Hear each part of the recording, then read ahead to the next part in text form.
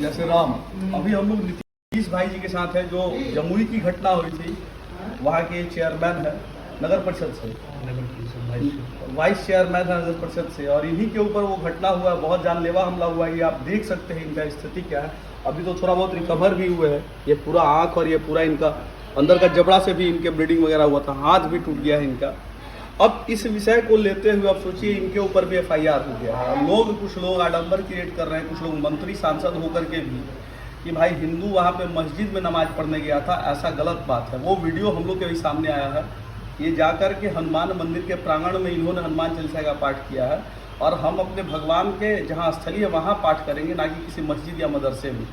लेकिन ये लोग का जब गाड़ी निकल रहा था तो वहाँ एक झुंड था, एक काफिला था, जो मिल करके इनके ऊपर पथराव किया, और पुलिस की जिप्सी भी एक आगे थी।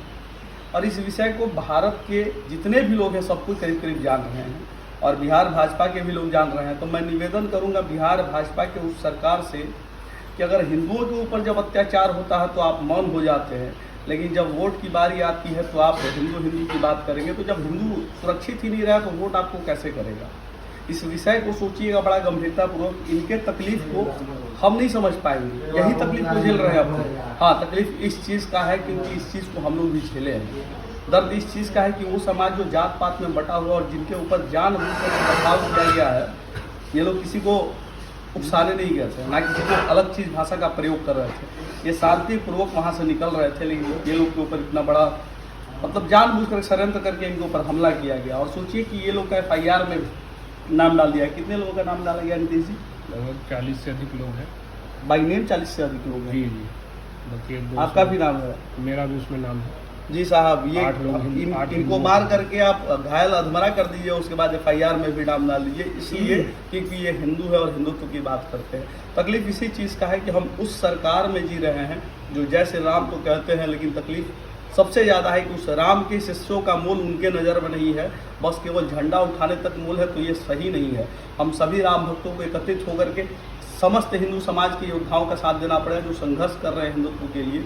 और इस तकलीफ को अगर देखने के बाद भी लोग नहीं समझेंगे इनकी तकलीफ़ों को, या किसी भी हिंदू समाज के तकलीफ। अभी एक बहन अंदर भी, खुशबू पांडे एक है, जिनको जेल में भी भेज दिया गया, और उनके ऊपर न जाने कितनी भद्दी वीडियो बनाई जा रही है कुछ यूट्यूबर्स के द्वारा। लेकिन तकलीफ उस विषय से नहीं है, जय चंदों की कमी नहीं है हमारे भारत में और बिहार में।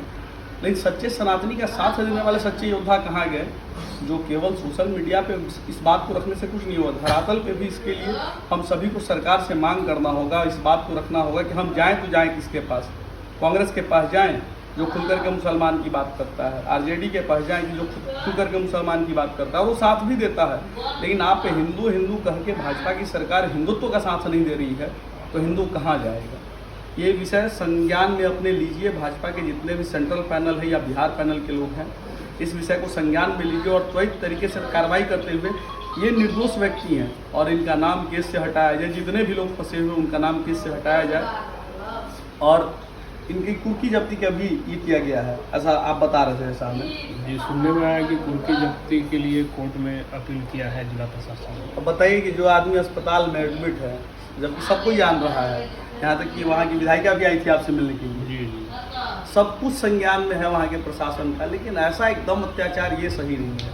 हम निवेदन करेंगे बिहार के प्रशासन से भी कि वर्दी जब तक है आप अच्छा काम करिए, वर्दी उतरने के बाद आपकी जब उम्र खत्म हो जाएगी तब लोग उस सम्मान से फिर आपको नहीं देख पाएंगे। उस सम्मान बचाने के लिए अच्छे लोगों का साथ दीजिए, जो सच्चे लोग हैं उनका साथ दीजिए, ताकि गर्व से आने वाले समय में आपके लिए भी लोग आवाज़ उठा सके कभी आपके साथ कुछ हो तो। नहीं तो आए दिन घटना होते रहती है बिहार पुलिस के कोई भी जवान के साथ, तो उसके लिए बहुत संवेदनाएं नहीं होती है लोगों के हृदय में। कारण यही है कि निष्पक्ष जांच नहीं हो पाता है, निष्पक्ष व्यवहार नहीं हो पाता है सच्चे लोगों के साथ। इस तकलीफ को देखने के बाद अगर आपका रुआ खड़ा नहीं होता है तो आप सनातनी नहीं हैं। हम इस तकलीफ को केवल देखने के लिए नहीं आए हैं। ये तकलीफ तो हम जब प्रयागराज थे तभी देख रहे थे, लेकिन इस तकलीफ को महसूस कर रहे थे कि ये चीज़ हम लोग भी झेले हैं। पत्थर हमारे ऊपर भी चला था, लेकिन गिने चुने लोग उसमें जेल गए थे और 104 हिंदू जेल में गए थे। यह विषय याद है आज भी मुझे।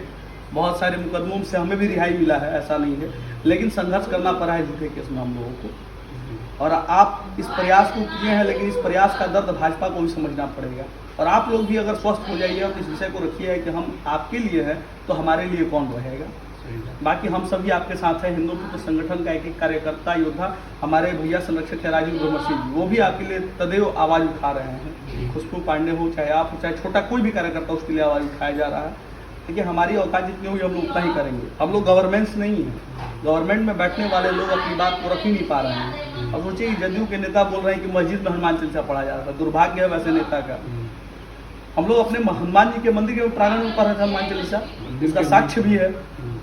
पूरा वीडियो है, फोटो है, प्रशासन के भी पास वीडियो है। प्रशासन उपस्थित थी उस समय हनुमान चालीसा का जिस समय पाठ हो। प्रशासन आप लोग के साथ था उस समय? उपस्थित थी। मंदिर के अंदर प्रशासन प्रसाद खाया है। बताइए, अब इतना कुछ होने के बाद भी लोग ऐसा अत्याचार कर रहे हैं और आरोप लगा रहे हैं, तो ये दुर्भाग्यपूर्ण है। बाकी इस वीडियो के माध्यम से यही संदेश है कि ये हाल देख करके अगर हिंदू नहीं जगे और एक दूसरे का साथ नहीं दिए तो विनाश काल विपरीत बुद्धि। बाकी जय जय श्री राम।